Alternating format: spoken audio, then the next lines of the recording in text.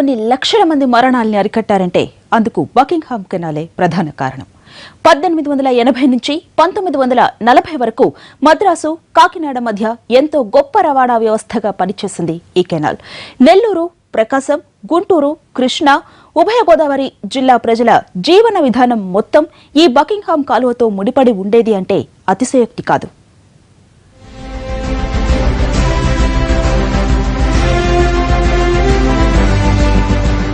Railway వ్యవస్థ అభివృద్ధి చెందటం, motor వాహనాలు రావటం, Madras Calcutta grand trunk road వేయడంతో క్రమేపీ బకింగ్హామ్ కెనాల్ ప్రాధాన్యత తగ్గుతూ వచ్చింది. అప్పట్లో ఇంధన ధరలు చవకగా ఉండటంతో ప్రతి ఒక్కరూ రైలు, రోడ్డు మార్గాల ద్వారా సరుకు రవాణా చేయడం మొదలుపెట్టారు. దానికి తోడు రోడ్డు, రైలు మార్గాలకు వేగం, అదనపు లాభం కావడంతో క్రమేపీ జల రవాణా ప్రాధాన్యత తగ్గుతూ వచ్చింది. ఈ యొక్క ప్రత్యామ్నాయ రవాణా మార్గాలు రావడం వలన ఈ కాలువలు సరిగా ఆధునీకరించబడకపోవడం, సరిగా వాటిని మెయింటైన్ చేయకపోవడం వలన వాటి మీద రవాణా తగ్గిపోయింది. సరే, వాడుకునే వాళ్ళు వాడుకుంటారనుకుంటే అందుకు విఘాతం కలిగింది. 1965లో వచ్చిన దివిసీమ తుఫాన్ వల్ల జల రవాణా మార్గం బాగా దెబ్బతింది. గట్లు తెగి, బ్రిడ్జిలు కూలి, పూడుకుపోయి, నీళ్లు లేక చాలా చోట్ల రవాణా మార్గం అస్తవ్యస్తమైంది. 1976లో వచ్చిన మరో తుఫాను వల్ల ఉన్న ఆ కాస్త వ్యవస్థ కూడా నాశనమైంది.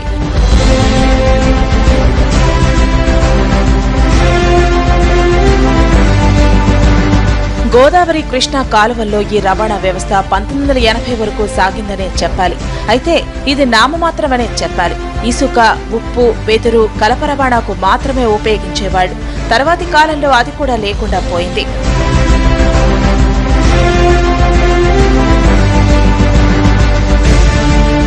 ప్రస్తుతం కాకినాడ లంగరు రేవు, స్టీల్ బార్జీలు సముద్రం నుంచి తేవటానికి, ఫిషింగ్ కోసం సముద్రంలోకి వెళ్లటానికి ఈ కాలువను వాడుతున్నారు. అక్కడక్కడ సాగునీటి కాలువల్లో, ఇసుకమడ అడవుల్లో ఉప్పు రవాణా కోసం ఈ కాలువ ఉపయోగించటం కనిపిస్తుంది. బకింగ్హామ్ కెనాల్ పాత పద్ధతిలోనే పునరుద్ధరిస్తే ప్రస్తుతం పెద్ద ఉపయోగపడతాం. దాన్ని చాలా చోట్ల లోతు చేయాల్సిన పనులు ఉన్నాయి. లాక్ గేట్లన్నీ కూడా విస్తరించాల్సిన అవసరం. లాక్ గేట్లు కూడా బోట్లను దృష్టిలో పెట్టుకుని చేశారు. ఐరన్ ఓర్ ఎగుమతులన్నీ కూడా అక్కడికి వచ్చి అక్కడ ఈ కెనాల్ పోర్ట్స్లో లోడ్ అయ్యి ఆ బోట్స్ నుంచి కాకినాడ పోర్ట్కి వచ్చేది. ఇక్కడ అన్లోడ్ చేసుకుని ఇక్కడ నుంచి ఎగుమతి చేసేవారు. అది ఏదేంటంటే ఇది ఎప్పటికైనా మీకు దీని చాలా ఎన్విరాన్మెంట్ ఫ్రెండ్లీ, తర్వాత చీప్ ట్రాన్స్పోర్ట్ కాబట్టి దీన్ని వైబుల్ చేయాలి ముందు. మొత్తం మీద చవకైన ఈ సరుకు రవాణా వ్యవస్థ కనుమరుగయ్యే ప్రమాదంలో పడింది. దేశంలో బ్రిటిష్ పాలకులు అభివృద్ధి చేసిన 3 అతిపెద్ద అంతర్గత జల రవాణా మార్గాల్లో బకింగ్హామ్ కెనాల్ కూడా ఒకటి. దీన్ని పునరుద్ధరిస్తే ఆ పూర్వ వైభవం కళ్లారా చూడాలనుకునే వాళ్లు ఉన్నారు. ఆ రోజుల్లో ఈ బకింగ్హామ్ కెనాల్ ద్వారా ఎటువంటి ప్రయోజనాలు ఉన్నాయో పూర్వీకులకు అందరికీ కూడా బాగా తెలుసున్నటువంటి విషయం. కాబట్టి ప్రజలు కానీ, పారిశ్రామికవేత్తలు కానీ, అందరూ కూడా వ్యాపారవేత్తలు కానీ అందరూ కూడా బకింగ్హామ్ కెనాల్ని పునరుద్ధరణ చేసినట్లయితే జల రవాణా మార్గం ద్వారా ఖర్చులు తగ్గించుకుని ఎక్కువ విదేశీ మార్గ ద్రవ్యాన్ని సంపాదించుకోవడానికి అవకాశం ఉంటుందని వారందరూ కూడా ఆలోచన చేస్తూ ఉన్నారు. బకింగ్హామ్ కాలువ పునరుద్ధరణ జరిగితే కోస్తా తీరంలో పర్యాటకం మరింత ఊపందుకుంటుంది. కాకినాడ తీరంలో ఉన్న మడ అడవులు, కోనసీమ అందాలు, వంపులు తిరిగిన గోదావరి పాయలు, ప్రకృతి వరప్రసాదమైన పాపికొండలపై బోటింగ్ మరింత పెరుగుతుంది. నానాటికి పెరిగిపోతున్న కాలుష్యానికి ప్రత్యామ్నాయ రవాణా వ్యవస్థగాను ఉపయోగపడుతుంది. కేంద్ర, రాష్ట్ర ప్రభుత్వాలు ఈ జల మార్గాన్ని అభివృద్ధి చేసి ఉపయోగించాలనేటటువంటి నిర్ణయం చాలా హర్షించదగినటువంటి పరిణామం. ఎందుకనంటే అత్యల్పమైనటువంటి ఖర్చుతో మరి వీటి మీద రవాణా చేయడానికి సులువుగా కుదురుతుంది. అదేవిధంగా ఇప్పుడు మనకి అదనంగా చేకూరేటటువంటి లాభం ఏమిటంటే ఈ కాలువని పర్యాటక రంగానికి ఉపయోగించుకోవడానికి చాలా ఉపయోగకరంగా ఉంటుంది. దీనికి తోడు కోస్తాలో విస్తరించనున్న పారిశ్రామిక అభివృద్ధికి ఇదెంతగానో సహకరిస్తుంది. కాబట్టి బకింగ్హామ్ ను బాగు చేస్తే మంచిదే అంటున్నారు ఈ రవాణా వ్యవస్థ విలువ తెలిసిన వాళ్లు. బకింగ్హామ్ కెనాల్ పునరుద్ధరణకు ఎదురయ్యే సవాళ్లేంటి? ప్రస్తుత కాలమాన పరిస్థితులకు అనుగుణంగా ఎలాంటి ఏర్పాట్లు చేయాలి? 1993 సర్వే ఏం చెప్పింది? అంతర్గత జల రవాణా మీద 1993లో ఒక సర్వే చేశారు. 2008 నాటికి దీనిపై ఒక అవగాహనకు వచ్చారు. Buckingham canal national inland waterway number 4గా ప్రకటించారు. ఈ కాలువతో పాటు మరికొన్ని జల రవాణా మార్గాలను సైతం గుర్తించింది inland waterways authorities of India.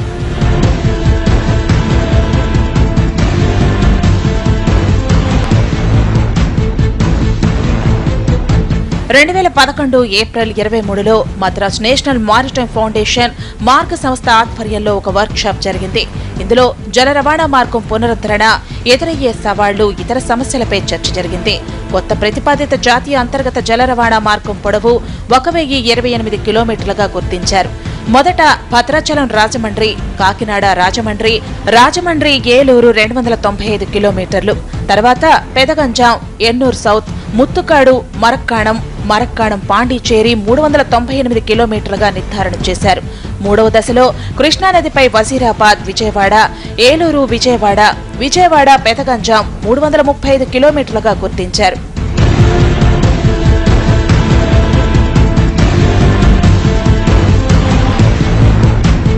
2007 నాటి అంచనా వ్యయం 1515 కోట్లు.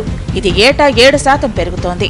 అంటే ప్రస్తుతానికి 2000 కోట్లకు పైగా నిధులు అవసరమన్నమాట. ఇందుకోసం నేరుగా నిధులు కేటాయించడం కంటే ప్రైవేటు భాగస్వామ్యంతో పీపీపీ పద్ధతిలో చేపట్టాలని సూచించింది ప్లానింగ్ కమిషన్.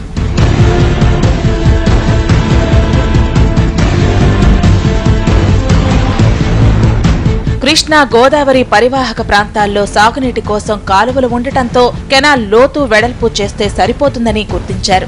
కృష్ణానదిలో ప్రతిపాదిత వజీరాబాద్, విజయవాడ మార్గానికి నిర్మాణంలో ఉన్న పులిచింతల ప్రాజెక్టు అడ్డంకిగా నిలుస్తోంది. అక్కడ ప్రత్యేక ఏర్పాట్లు చేయాల్సి వస్తోంది. అలాగే గోదావరి నదిపై పోలవరం దగ్గర నిర్మిస్తున్న ప్రాజెక్టు కూడా భద్రాచలం రాజమండ్రి మార్గానికి ఎదురు తగులుతోంది. ఇందుకోసము కొన్ని ప్రత్యేక ఏర్పాట్లు చేయాలి. ఇలా 2 నదుల్లోనూ ఈ ప్రాజెక్టు పునరుద్ధరణ తర్వాత పెద్ద పడవలు తిప్పే అవకాశము ఉందని అంచనా వేస్తున్నారు. ఈ రెండే కాకుండా మూడవ విషయం, పోలవరం ప్రాజెక్టు నిర్మాణం తర్వాత గోదావరి నీరును కృష్ణా డెల్టా వరకు, అట్లాగే కృష్ణానది నీరుని మరి అదనంగా మనకు మిగిలేటటువంటి దాన్ని అటు నెల్లూరు తర్వాత చిత్తూరు వైపుకు తీసుకుని వెళ్ళటానికి కూడా ఈ యొక్క కాలువను ఉపయోగించుకోగలుగుతాము. వీటన్నిటిని దృష్టిలో పెట్టుకుని ఈ కాలువను గనక అభివృద్ధి చేసినట్లయితే మనకు సరుకు రవాణాకి ఉపయోగపడుతుంది, పర్యాటక రంగానికి అభివృద్ధి జరుగుతుంది. అదేవిధంగా ఆ జిల్లాల్లో నీటి సమస్య ఉన్న చోటికి నీరు తీసుకుని వెళ్ళడానికి కూడా ఉపయోగపడుతుంది. కొత్త మార్గాలు సరే, అసలు బకింగ్హామ్ కాలువే ప్రధాన అడ్డంకి. ఎందుకంటే ఈ కెనాల్ ఉపయోగంలో లేకపోవడంతో చాలా వరకు చెడిపోయింది. కొన్ని చోట్ల కనిపించకుండా పోయింది. కొన్ని చోట్ల ఆక్రమణలకు గురైంది. మరికొన్ని చోట్ల కాలువ స్థానంలో రొయ్యల చేపల చెరువులు పుట్టుకొచ్చాయి. కొన్ని చోట్లయితే వంతెనలు, చెక్ డ్యాంల నిర్మాణం జరిగిపోయింది.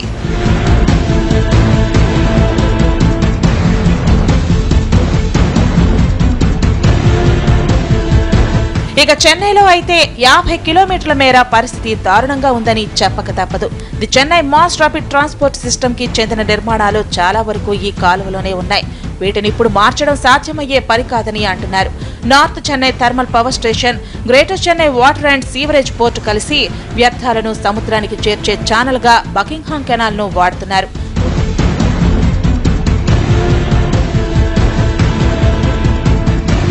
కొన్ని వందల టన్నుల చెత్త, లక్షల లీటర్ల మురుగునీళ్లు ఈ కాలువ ద్వారా సముద్రంలోకి వెళుతోంది. మరి ఇందుకు ప్రత్యామ్నాయం ఏంటి అన్నది తేలాల్సి ఉంది. ఈ అడ్డంకులను అధిగమిస్తే గాని గత కాలపు వైభవాన్ని కళ్లకు కట్టించడం సాధ్యం కాదు. ఇది ఇవాల్టి స్పెషల్ ఫోకస్. మరో అంశంతో మళ్ళీ కలుద్దాం. నమస్తే.